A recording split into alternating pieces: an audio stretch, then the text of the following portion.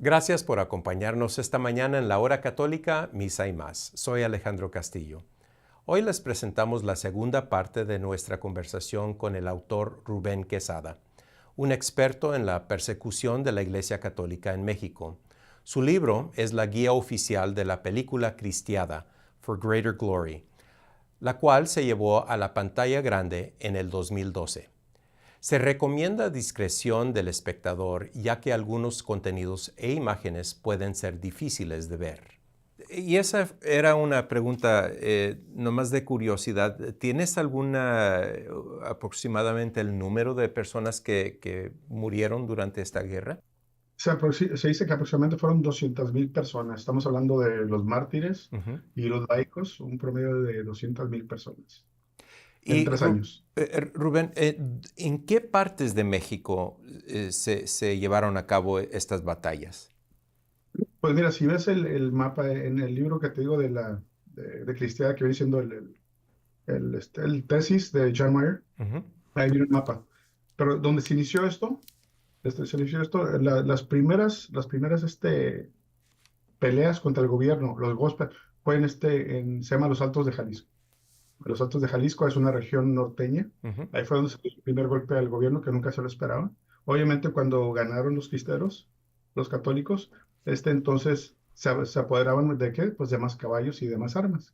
Y de ahí, pues, a esperar el siguiente golpe, que planeaban el siguiente golpe al gobierno, y ahí fueron creciendo. Y así fue creciendo el movimiento. Bueno, empezó en Jalisco, pero si ves el mapa, que pues obviamente ya viene con todo ya sellado, casi abarcó toda la República Mexicana. Ujú. Obviamente estamos hablando del centro de México, fue el núcleo de todo, pero Jalisco, Michoacán, Guanajuato, Zacatecas, toda esa región, y de ahí fue desparramándose por todo el resto de la República. No digo a todos los estados, no digo mucho al norte, Ujú. pero sí abarcó, yo digo que el 80% de la República Mexicana estuvo involucrado en este levantamiento. Esto se llevó a cabo antes del Internet, así es que ¿cómo fue la mejor manera de comunicación en ese entonces? Pues era, como dicen, caminando a caballo, era la Mm. forma. Ujú. A veces había una oportunidad de viajar por tren, pues obviamente lo hacían, pero tenían que ser muy cautos de que no los fue a descubrir el gobierno. Con alguna nota de algo así, o comunicación, o algún comunicado, pues iban a caer en la cárcel. En la película de nuevo de For Greater Glory enseñaban desgraciadamente la muerte de varios sacerdotes, pero antes de ser fusilados o colgados, perdonaban a las personas, a los soldados que estaban haciendo estos actos. Am, ¿Por qué miles de católicos, sacerdotes, religiosos, laicos dieron voluntariamente su vida a la cristiada? Bueno, muchos obviamente no iban con esa idea que se iban a morir, muchos sí. A lo que sí estaba de seguro, dicen, bueno, si no morimos, vamos a morir en la pelea. Entonces, ¿cómo vamos a morir? ¿De rodillas, pidiendo perdón? No, señores, vamos a pelear y Dios va a estar con nosotros. Era algo que, pues, obviamente, en aquel entonces, la, ¿cómo dicen? La gente católica de hueso colorado la vivía su fe sin Ujú. temor, y se lanzaban, cueste lo que cueste, todos, pues con el nombre de cristeros. ¿Por de dónde se originó cristeros? Ujú. Pues la palabra viene cuando empezaron los primeros ataques, no, los alzamientos contra el gobierno, se lanzaban con el grito de Viva Cristo Rey, y Viva la Virgen de Guadalupe. Pero eso de Viva Cristo Rey se les grabó mucho a los soldados. Entonces, cuando ya empezaba el combate, decían de una forma burlesca, ahí vienen decían, en vez de Viva Cristo Rey, ahí vienen estos cristeros, los Cristos Reyes. Ujú. Y de ahí se formó fácilmente la palabra cristero. Ujú. Entonces, los soldados lo decían de una forma burlesca, ahí vienen estos cristeros. Pero los cristeros lo llevaban como un escudo Ujú. de amor a Dios. Y somos cristeros, que viva Cristo Rey. Y fue ahí Amén. se formó la palabra de Dios. Entonces, pues obviamente muchos de ellos, como te dije, vivían su fe día y noche, una pasión, un fervor hacia la Virgen, una devoción a la Virgen de Guadalupe, y simplemente sabían que tenían que lanzarse a luchar por la libertad religiosa por el país y por las generaciones que vienen. Si no, pues íbamos a morir todos, obviamente, fusilados, encarcelados o de rodillas. Solo Dios sabe qué hubiera pasado. ¿Hay alguna historia que quizás gustas compartir que no salió en la película de For Greater Ay, Glory? bueno, no hay una, fíjate, hay muchas, pero te voy a contar una. Ande.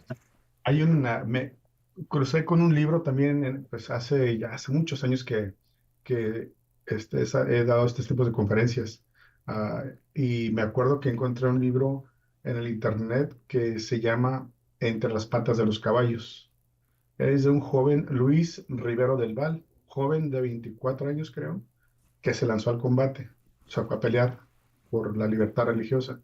Este joven este, mantuvo un diario, estuvo escribiendo, haciendo sus anotes mientras estuvo en la guerra, peleando. Y bueno, ¿por qué el título del libro? Ujú, Esa historia es de que este joven, cuando llegó la tregua, cuando ya se llegó a la paz, el gobierno puso también ¿cómo se puede decir? Le digo, bueno, va a haber la paz, pero van a seguir unas condiciones. ujú, Y ya les puso condiciones y una de esas dijo, entreguen sus armas, todos ustedes, y se les va a dar un documento que viene siendo, pues, una, este documento va a decir que ya no son traidores. Va a ser, el gobierno los perdona, ujú, es que entreguen sus armas y aquí les voy a entregar, su salvoconducta, es como se le dice. Muy bien, muchos de ellos lo hicieron, muchos cristeros. Luis Rivero del Val fue uno de ellos junto con su compañero. Fueron, entregaron sus armas y se les dio el salvoconducta. Cuando terminaron, iban a subirse justo al tren para finalmente regresar a casa. Llegaron los policías y ahí los balacearon, los mataron antes de subir al tren, antes de que regresaran a casa. ¿Por qué? Pues ya no tenían con qué defenderse. ujú. Entonces, estos dos jóvenes, ahí quedaron los cuerpos tirados. Gente piadosa ahí del pueblo levantó los cuerpos y los llevó al morgue.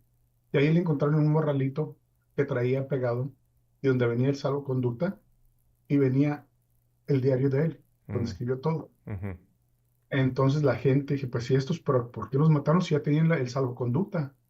¿Ya los habían perdonado? ¿Qué pasó? Entonces se dejaron ir a la jefatura de policía local y entran ahí pidiendo justicia y diciéndole, pero ¿por qué los mataron? ujú, Si ya tenían el salvoconducta, ya los habían perdonado, queremos justicia. Y el jefe de policía muy prepotente les dijo, pues eso le pasó por meterse entre las patas de los caballos. mm. Y ahí el título de este diario, que la verdad para mí para mí debe ser una película. Sí. Ese diario es algo que me conmueve mucho. Es un libro que cada vez que lo veo, lo quiero leer otra vez porque me encanta esa historia. Ay. Sí, y pienso que hay muchas historias más que puedes compartir.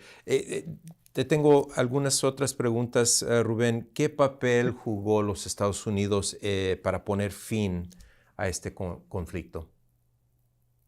Pues mira, primeramente lamentablemente el gobierno de Estados Unidos apoyó mucho a México, al gobierno, para el ataque contra la Iglesia Católica. Lo que pasó, le mandó, ¿cómo se llama? Aviones para bombardear a los cristeros también. Mm, Entonces, el gobierno, pues obviamente eran amiguitos, los apoyó, pero al final ya como esta guerra según no iba a durar, ya pues a partir de dos años, 2 años y medio, pues entonces vemos que el embajador pues echó un par de vueltas a México para hablar con el gobierno. Y finalmente, pues ya casi fue como presión que Estados Unidos le puso a México para que llegaran a una tregua con la Iglesia Católica y que se pusiera fin a todo esto. Y fue por eso que Estados Unidos mandó pues, al embajador para, más que nada, se puede decir, presionar, pero también poner fin a esta guerra que eventualmente ya se había convertido en una vergüenza para el gobierno mexicano. Porque obviamente pues era ¿cómo se le puede decir? Pues no solamente era persecución religiosa, ya estamos hablando de 100,000, 200,000 personas muertas, simplemente por la libertad religiosa, pues obviamente no, no quedaba bien, y obviamente otros países ya estaban informados de lo que estaba pasando en México. Entonces fue mucha presión política lo que llegó y obviamente tuvieron que llegar a una tregua. El Papa Pío XI era el Papa en aquel entonces. ¿Qué hizo él para apoyar la Iglesia de México? Pues sí, mira, cuando se inició la pelea, pues cuando empezó el gobierno a atacar a la Iglesia Católica, eso fue, estamos hablando de agosto de 1926. Obviamente, pues llegaron telegramas al Vaticano sobre las circunstancias y en noviembre 18 de 1926 les envió hubo 12 cartas encíclicas papales a que fue a México. La primera fue en noviembre 18 del 26, que se llama, y aún lo puedes conseguir, está en el internet, Iniquis Afflictisque, que se traduce a las tristes circunstancias que están viviendo. Y es una encíclica, pues, dándole ánimo a todo el pueblo, a los obispos, arzobispos, sacerdotes, laicos, a toda la familia de Dios que se encuentra en esta triste situación en México. Darles ánimo, darles bendiciones y que sigan luchando, que sigan luchando, obviamente, pues, pacíficamente en lo que puedan. Fue la primera. Y luego después, lo que pasó, hemos platicado brevemente, casi a los 3 años se acaba la guerra, los cristianos, muchos de ellos, entregan sus armas, y después lo que hizo el gobierno, se lanzó a una cacería de líderes cristeros, Mm. y mató más de 500 cristeros en sus hogares y en sus familias por haber peleado contra el gobierno. Fue una trampa, Ujú. fue una trampa. Entonces, como la persecución seguía, obviamente, por diferentes partes. En el 29 de septiembre del 32, también se envió otra carta. El Papa la carta se llama Acerbe Animi, que dice obviamente con doloroso ánimo. Obviamente porque en el 32 también hubo otro levantamiento también, Ujú. que el gobierno empezó, pero obviamente se apagó muy, muy pronto. Y esta carta les llegó a México también para darles ánimo, bendiciones y todo. Pues obviamente el gobierno no puede darles apoyo en combate, pues. Simplemente bendiciones y Rubén, palabras. nomás para que sepa nuestra audiencia, hay dos parroquias aquí en la Arquidiócesis de Chicago nombrados después de los dos mártires que murieron durante esta guerra, San José Luis Sánchez del Río, ¿Del que río? antes fue San Francisco de Asís y Santa Filomena, y Ujú. Maternity BVM también. Son tres parroquias en una. Se convirtió a San José Luis Sánchez del Río. Y también Ah, tenemos a Saint Leonard y San Pío X, que se convirtió al Beato Miguel Pro. Es muy ay, qué interesante, padres. ¿verdad? Y, y, Así es. y, Increíble. hablando de ellos, ¿cuáles otros personajes que se presentaron en la película se convirtieron en santos católicos?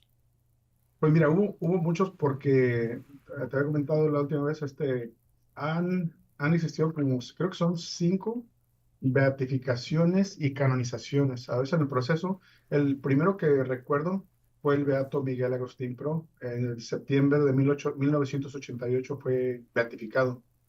Y Ujú. entonces creo que fue hasta el 2000 donde hubo, creo, las primeras, el Papa Juan Pablo II canonizó en el 21 de mayo del 2000 también a varios, San José María Robles Hurtado, pues una lista enorme de santos, fueron unos veintitantos, fueron ahí, Cristóbal Magallanes, que obviamente tiene un grupo también de sacerdotes con él, Román Rosales, Rodrigo Alemán, varios, Agustín Caloca.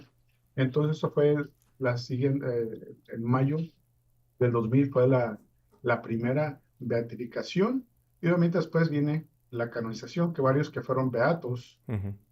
después fueron canonizados.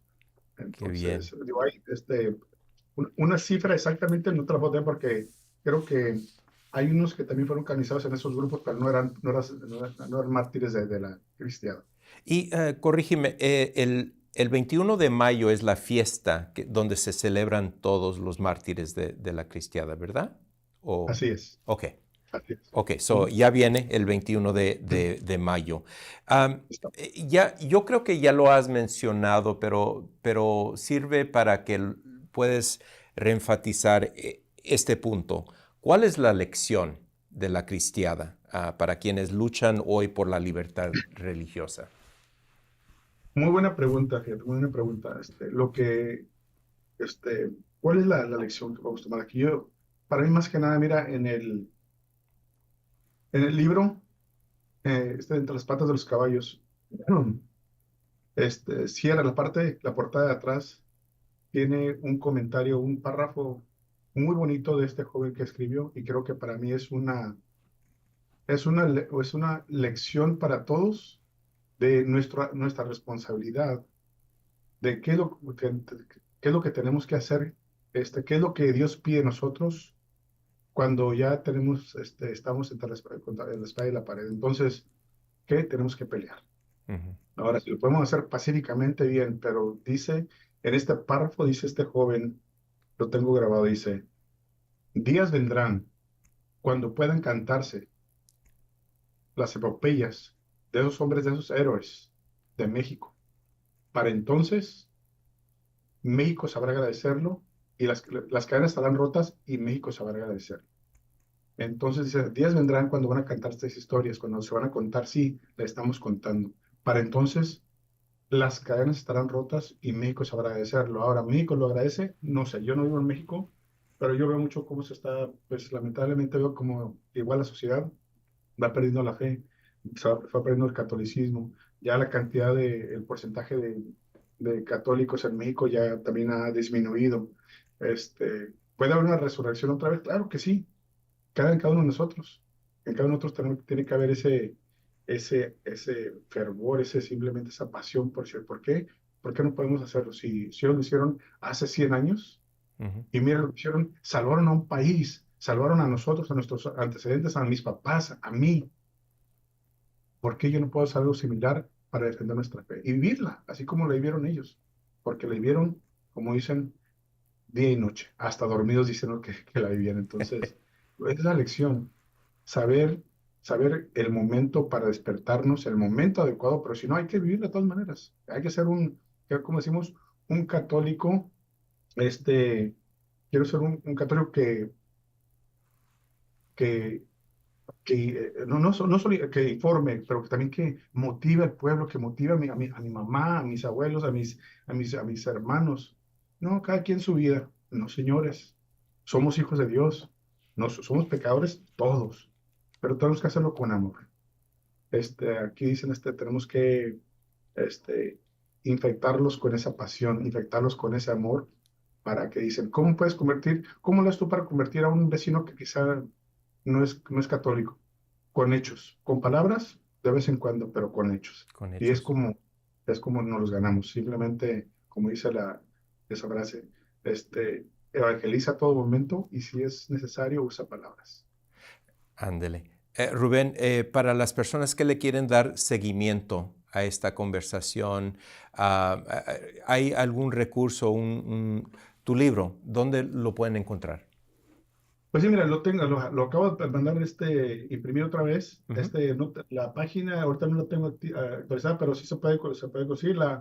La otra opción, fíjate que te iba a decir, nomás lo voy a plantar a ver si algún día hay una forma de que viaje para allá, hacemos una conferencia un Ujú. fin de semana, con que me cubran el vuelo, a ver cómo le podemos hacer.